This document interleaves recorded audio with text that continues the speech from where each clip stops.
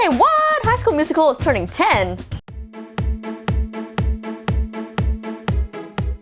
What's up everyone, Lisa here, and welcome back to another episode of The Lineup. I don't know, can you believe that this little Disney Channel original movie, High School Musical, officially turns 10 this year? Yeah, 10. If you haven't heard, the cast of High School Musical reunited recently to film segments that will run on Disney Channel to celebrate the anniversary, with the exception of Zac Efron, who I guess is too busy promoting Dirty Grandpa or something. He only filmed a video message. So therefore, I'm not counting this as a full reunion, so that full reunion better happen soon. Back to the point of this video. In honor of the 10 years, I've scoured the interwebs, I've watched a bunch of video interviews, and I've decided to bring you 31 things you didn't know about not just High School Musical, but the whole High School Musical franchise. And I know, you're probably gonna be like, Lisa, I know all these. That's fine, but some of you might not. So, let's get ready to get your head in the game.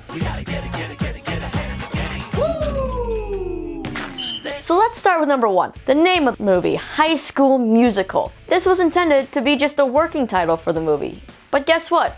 It's stuck, and I gotta say I like it. It's very straight and to the point, and because of that, we also got Teen Beach Movie. Simple, right? Next up, let's talk about all the casting. Over 600 boys and girls from all over the country auditioned for the movie, including 3 familiar names: Sterling Knight from Sunny with a Chance, Matthew Underwood, best known for Zoey 101, and Hunter Parrish from Weeds. Now, reportedly Matthew Underwood was actually offered the role, but because of his commitment to Nickelodeon and Zoey 101, it forced him out. And then we got Zac Efron, which was obviously the best choice he could have made. Also, fun fact, Sterling Knight and Hunter Parrish both went on to work with Zac Efron in the movie 17 Again. In more casting, according to sources, Disney execs really wanted Degrassi alum Cassie Steele for the role of Gabriella after they worked with her on the other Disney Channel movie, Full Court Miracle. But unfortunately, she just couldn't fit it into her schedule. She had to be Manny. But in an interview with Blog Critics back in, I think, 2008, she supposedly denied that this was real and that she hadn't auditioned for anything. But I kind of have a feeling the executives still kind of had her name in the hat, so I'm gonna go ahead and believe that this one might be true. And speaking of auditions, a few of the core cast originally auditioned for other roles. Ashley Tisdale, who is best known as Sharpay, obviously, auditioned for Gabriella, while Corbin Bleu was going to audition for Ryan until he saw Lucas Grabeel dancing and he decided maybe he would be a better Chad Danforth. Now, while the majority of the leads were teenagers playing teenagers, Lucas Grabeel was actually 21 while Monique Coleman was 25 when the movie hit the small screen. Now, our number 6 fact is one you probably obviously know by now, but I feel like we just had to mention it, and that's that Zac Efron did not do his own singing in the first film. His voice was provided by Drew Seeley, who has a wonderful voice, who also ended up filling in for Zac on the High School Musical concert tour, which is what's on my shirt, because I didn't have a regular High School Musical shirt, but I do remember going to see this tour. So the reason apparently for the switch up there was that Zac's voice was a little too low for the tenor that they wanted to come out of Troy's mouth. But as you know, Zac went on to work on his vocals and ended up singing in both of the sequels. And if you listen close, he actually does sing the first few lines of Breaking Free and the start of Something New before Drew's vocals kick in. Living in my own world, didn't understand. We're soaring, flying. You know the world can see us in a way that's different than who we are. If you know me, you know I love a good graphic tee. And Chad Danforth wears some of the greatest ones in the film. But did you know that Corbin Bleu actually came up with the slogans that appear on his shirts in the first movie? While Chad's got the graphic tee thing on lock, Troy Bolton actually has the baseball tee on lock, even though he plays basketball. That's right, if you watch all 3 movies, you'll see that Troy wears the same red and white baseball tee in all 3 movies. Now, we all love the core 6 kids in this movie, but I gotta get a woo-woo for Coach Bolton and Mrs. Darbus. I gotta say, I love these 2 characters together. Well, Coach Bolton, Troy's dad, is played by Bart Johnson, who's actually married to former teen star Robin Lively, you may know from Teen Witch. Well, you know what that makes him? Yeah, Blake Lively's brother-in-law. And speaking of Coach Bolton, I know I'm not the only one who felt some tension between Coach and Mrs. Darbus, but originally there was actually supposed to be a duet between the 2 of them, but it was never filmed. Like, I'm sitting here thinking, like, what do you think they would have sang about? I don't know. But maybe they could have sang about how to do basketball properly in the movie?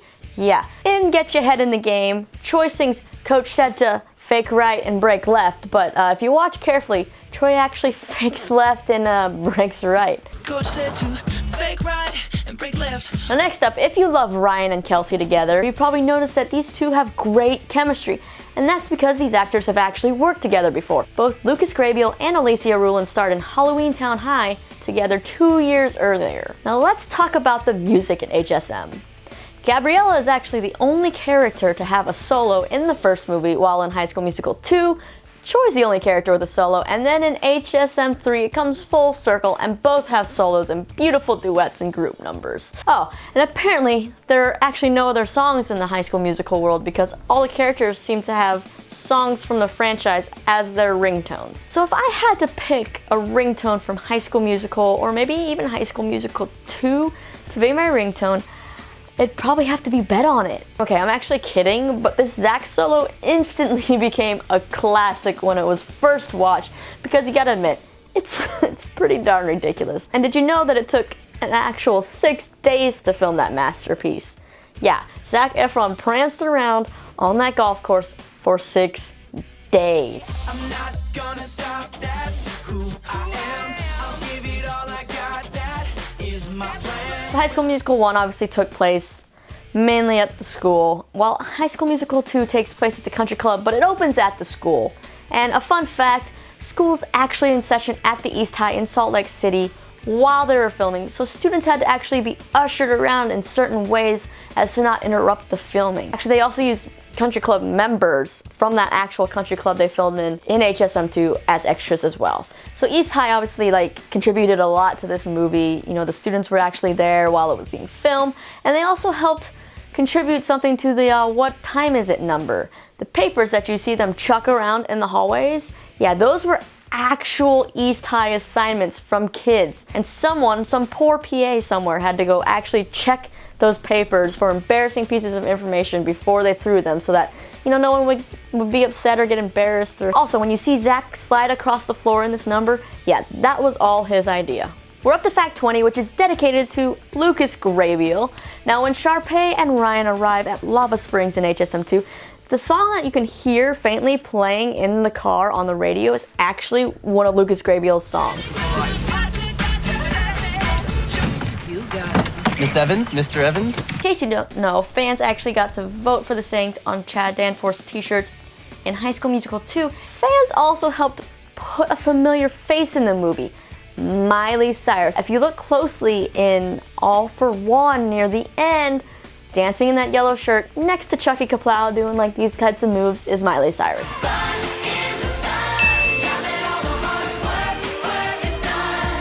Now, speaking of other familiar faces in High School Musical 2, if a few of those background dancers look familiar to you, it's because some of them went on to some bigger and better things, while some went on to So You Think You Can Dance. I'm going to point out 2 really familiar faces.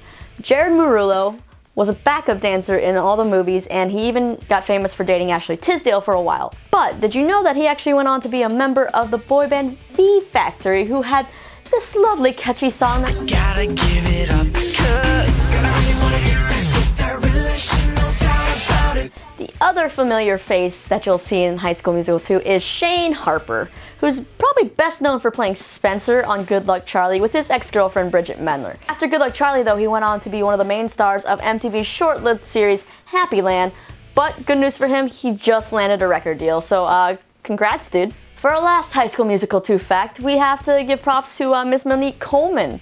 At the end of All for One, you see Troy and Gabriella jump into the pool. All 6 of the actual main cast members filmed those pool jumps, including Monique Coleman, who couldn't swim and was terrified to do the stunt. But she overcame that fear, jumped into the pool, and then the scene got cut. I learned how to swim for the movie for a scene that was cut out. Now we're up to High School Musical 3, where I'm going to share just a few fun facts. I'm sure there's 50 million more, but we got to keep this short, right? In the final movie, we finally get to meet Chad Danforth's parents, including his dad, who's played by actor David Rivers, who's actually Corbin Blue's actual father. Yeah, also, Sarah Hyland auditioned to be in this movie, but didn't make the cut, and Selena Gomez was reportedly offered the role of Tiara, but turned it down. So as cheesy as it is, one of my favorite musical numbers in the third movie is High School Musical. I just feel like it's the greatest wrap-up. If you watch closely, Ashley Tisdale gives a nod to the first movie. Yeah, she does a jazz square during the High School Musical finale performance.